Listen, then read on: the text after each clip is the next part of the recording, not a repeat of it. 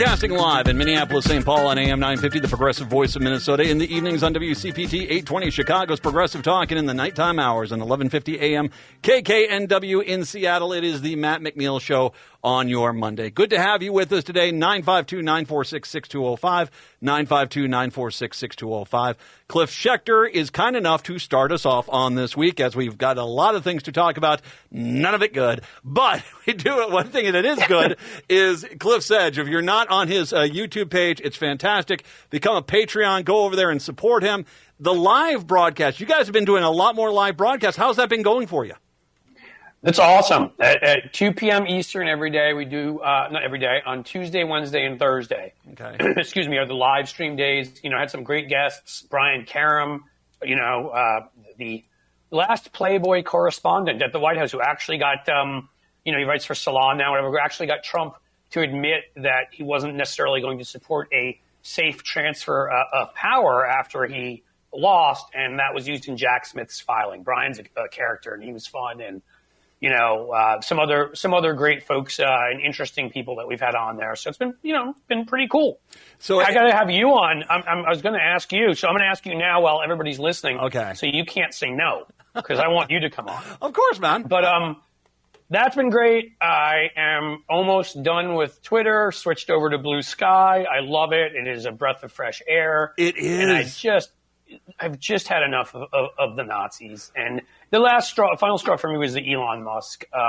When everything came out last week about how much he'd done, all the lying, all of the money he'd spent on dishonest ads, across the country that all, they weren't consistent with each other. He's doing them in Dearborn, Michigan, saying you don't want Jews in Israel to control you, to Muslims. And then he's doing them to Jews in Philadelphia, saying you don't want those Muslims to be blowing up you Jews, And all the punchline being vote for Trump in all cases, part of a massive disinformation campaign. He's literally one of the worst humans alive. And so I'm slowly getting all of my data off of there, which takes a bit. And then I'm going to I'm going to erase all my tweets and either deactivate or just so maybe somebody can't steal my handle and do whatever. I may leave it there locked down with no tweets, but I'm done. Well, and I'm with you. One of the things, and you can tell me if you've noticed this too. So the day after the election, that's the last day I was there. Now you can go to my Twitter page; it's still there, but I generally not unless it's very little activity there. Since I have done this, there's two things. One, my demeanor is a lot better on a daily basis, and two, I have a heck of a lot more time during the day, and I just didn't realize how much of a freaking soul anchor Twitter had become. It is. The problem is that I don't want to change the fact that when I see absurdity and corruption and dishonesty, when I see evil people, when I see, on the regular, I guess we should say, sexual predators being nominated for top jobs. I mean, that's how awful these people are.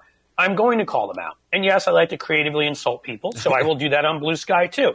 But the big difference is on Blue Skies, I can do that, and then I can move on to a post, about the Yankees or about, Guns N' Roses or about, watching season 3 of True Detective right now or whatever, or other political things that are happier. On Twitter, 47,000 Nazis descend upon you. Yes. And attack you. And like, you don't realize, because my instinct is always to punch back, which I think serves me well when you try to win campaigns.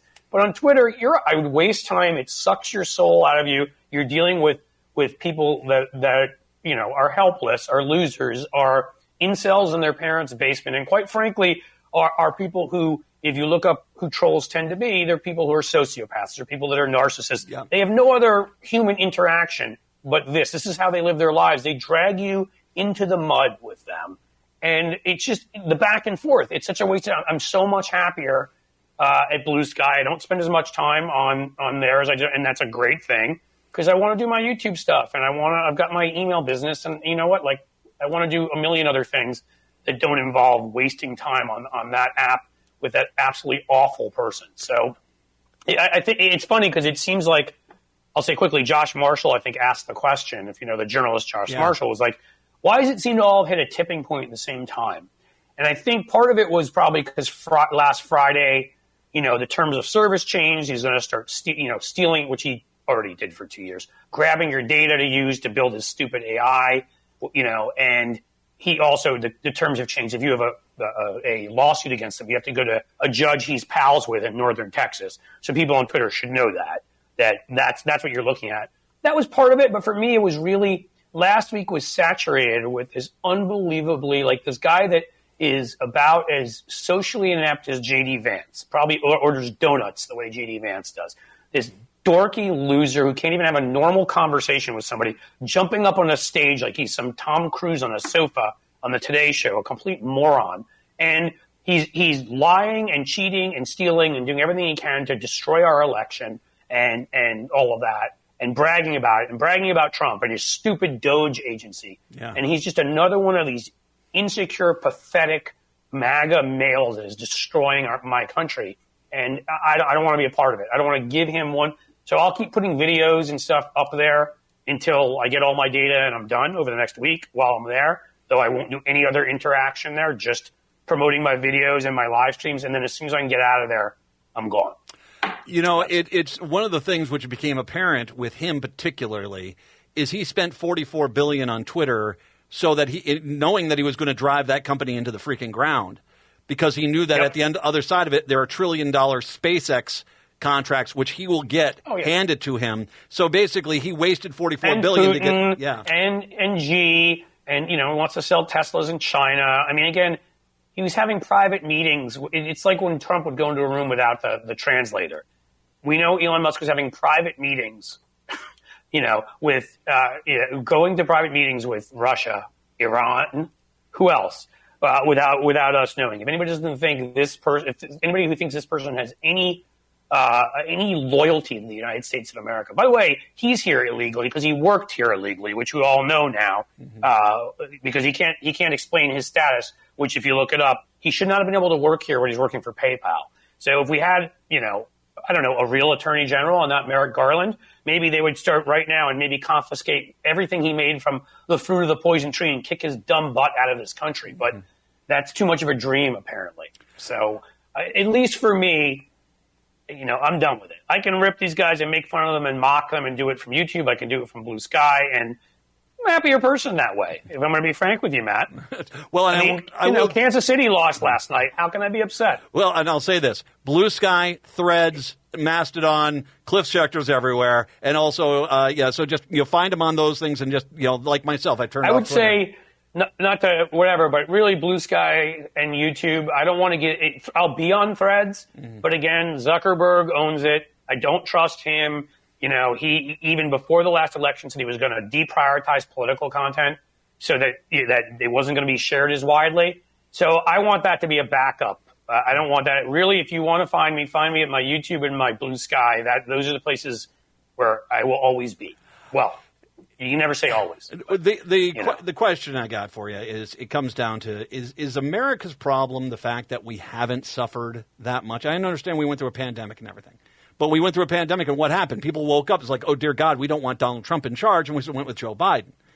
But the reality is that we haven't had a war with a draft, which we probably are going to have with Iran. We haven't had massive outbreaks of measles and polio, which we're probably going to have with the Pinky and the brainworm over there. We haven't had massive brainworm. Well done. Thank you. We haven't had the tariffs really impact us, and the fact that we haven't had anyone make us realize the undocumented workers we need to have in this country. Is the reality the fact that we've had so little problems the reason why we get stuck in this situation is because people don't know what real suffering is anymore? I think that's part of it. I mean, it's amazing when you look back at, you look at a World War II and you realize, I know my grandfather was in the jewelry business, which went up like, quintupled, sextupled, is that the word? Because of the fact that people couldn't get cars because all the car companies were making tanks and vehicles, for war. People couldn't go travel because you might run into a German submarine or something of that nature, but you weren't going to travel around the world. People couldn't build homes because everybody would be providing the materials for construction or providing materials for the war effort. So everybody was buying jewelry or furs, and that's one of the ways my grandfather was able to make a pretty good living during that period of time. So I know about that. But if you study history, you and I are baseball fans. Ted Williams and Joe DiMaggio and these guys weren't like, no, we're playing baseball We don't need to go. They went to war because everybody did. That's what you did. And we've turned into this bifurcated society where you're right. Only poor people suffer at that level. I think that is part of it. But again, you can't look at no other country has an electoral college. Okay. And in the end, Trump, while it looks like he'll win the popular vote, it'll be by 1.5 points. It'll be like one of the 7 or so worst popular vote victories. Other countries don't allow gerrymandering, which they have done successfully to suppress some of the vote. They don't allow you to they have voting rights acts, which we used to have until the Supreme Court allowed so that states like that are run by Republicans could purge. I mean, God knows how many voters. I mean, Texas purged something like 1 million right before the election. You want to guess as to what party those guys were in? I mean, if everybody who wanted to vote voted, we would win every time anyhow.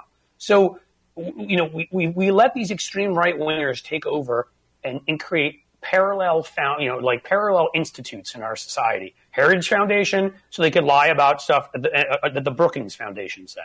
The Federalist Society, so they could lie about stuff that the American Bar Association said. Fox News, so they could lie about stuff that other mainstream media said. And they pushed all these other parts of our society to the right. They brought dishonesty and disinformation as a regular thing. And we were complacent. We sat there and watched it. Democrats had run Congress for 40 years, whatever. We thought we were in a good, and we allowed them, even Democratic presidents who I like, passed some of these bills that allowed them to take over our media, the disinformation. If most people knew the truth, there's no way they would have won this election. But you combine massive disinformation, massive failure of our media and our courts on purpose by Republicans, the fact that I think we got too optimistic after Barack Obama, sadly, who people forget that George W. Bush had a 28% or something approval rating. Republicans have been in power 2 terms, and McCain and Obama were tied. I wrote a book on McCain, so I know that period well, too, until about 2000, till late September when the economy fell through the floor. Otherwise, maybe we don't get and he was like the Jackie Robinson. He was so talented, but maybe we don't elect the first black president. We all thought we were past that, but I'm thinking we're not. I'm thinking that was the exception. And there's a couple reasons for it. Well, it is interesting when you back it up and you realize the way that the Republicans have been able to put a hand on the scale here and fix this. It is the reality, though. We're going to talk about this because we're going to talk about cabinet appointees that are going to be pushed forward by Trump at this point. Cliff Schecter joining us this hour, 952-946-6205. We'll take a break. Come on back. It's the Matt McNeil Show.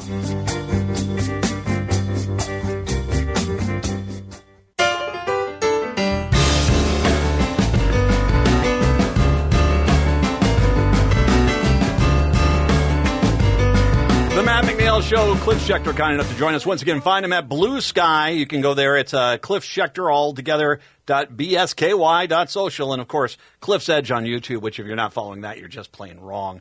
You're just nuts. We just passed 95,000 today. There you go, man. I'm within 5,000 of the I don't know what to call it.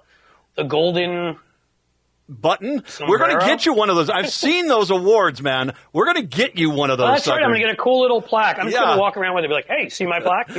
I'd wear it like a Star Trek Enterprise badge, man. It's like this one. It's like this one. Where is it? Here it is. Look, it's my NRA medal. Oh, see? There you go. Oh, wow. I got that when I used to shoot competitively on a team when I used to go to camp when I was a kid. So that now I get to listen to all these doofus weekend warriors who don't know how to use their guns screaming out how tough they are. When I bet if I went to the range with any of them, I would crush them. We've had so many stories in Minnesota about hunters shooting other hunters or themselves. One guy shot himself with his hand by putting his hand on the end of the gun. What are you doing? Anyway. Where the bullet comes out? That seems like a good idea. What's called the bad end, which is called the bad end. See, that may be why I won that sharpshooter medal, because I spent hundreds of hours on the range because they believed in this weird thing back when I was a kid, that you should know how to use the weapon if you're going to actually use the weapon. So when I competed with people, they had me practice a lot first, and then we competed shooting targets and, such. When I was in the military, crazy, I know. When I was in the military, they kept taking us to the range to practice. It wasn't sort of like, here, take one of these, you'll figure it out. It wasn't. Yeah, just shoot it in traffic. Nothing will go wrong. It's all good. Okay, so of all the announced appointees, who do you think so far is the absolute, they're all bad. But what's the worst one in your mind of Trump's cabinet picks? I mean, I'm tempted to just go with something different than everybody else, and say old gravel pit there from South Dakota, just because anybody that would shoot a puppy is literally one of the worst human beings alive. Yes. I mean, did you see the breaking news the last hour about Matt Gaetz? The two lawyers have come forward, one who represents two women who say they were paid for sex. Can I say that on here? Yeah. I don't know what I can say or not say. I will keep it clean, but two women who claim they were paid for sex by Matt Gaetz. Wow. And the third woman, this is much worse than that even, who said she was, quote, in high school when she had her tryst with Matt Gaetz. So yes, 3 women, 2 lawyers, and there's only probably about 167 women left. I mean, by the time it's done with all the stuff that's out there about this guy, and here's where I will say about so I think he's probably the worst, although Pete Hegseth with his, his Nazi tattoo. And look at these people. It's like the dregs of society. It's like, can I go, into a garbage pit and drag, stuff out of it and nominate that? Like, why does he nominate like a banana peel and a pile of feces for one of his because it would be as qualified as the rest of these people. Well, and let's go with Gaetz specifically.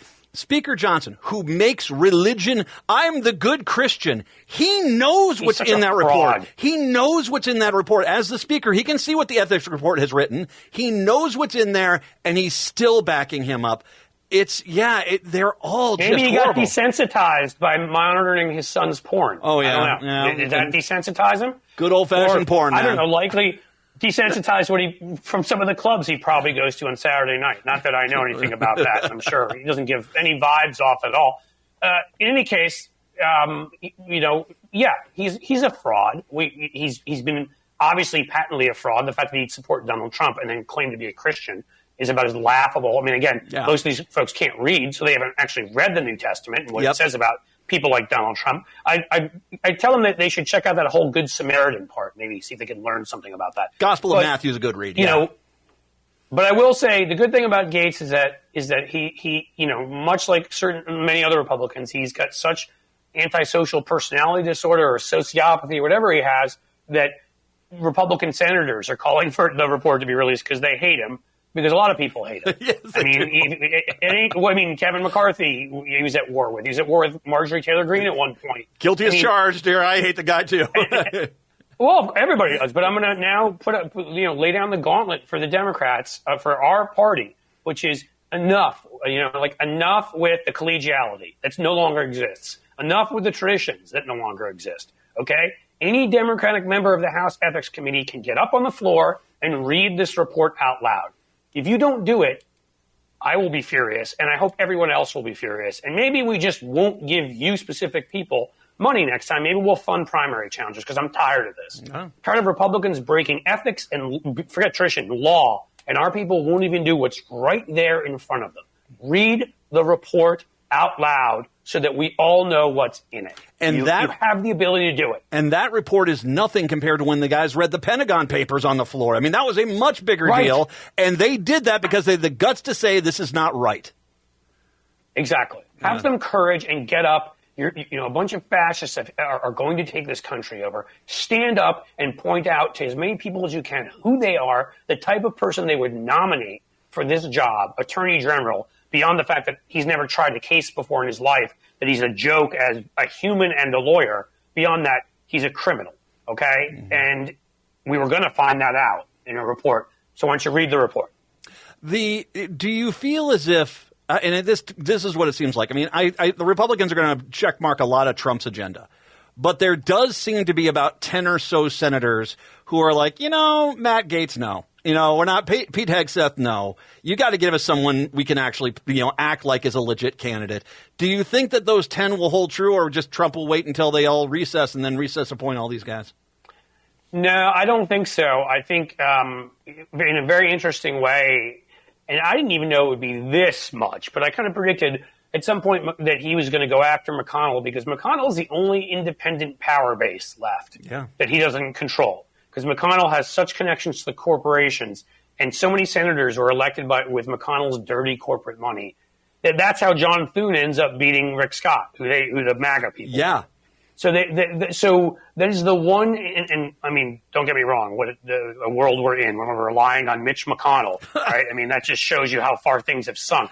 But he knows the damage at least a few of these folks, that the three stooges, whatever you want to call them, RFK, Tulsi, and Gates. I don't think any of them are getting through. Mm-hmm. And my theory on all of that has been that, I don't remember that scene in Animal House where they all get up and they hum "My Country 'Tis of Thee" and march out when they're doing that proceeding against the fraternity, where they're trying to kick them off campus.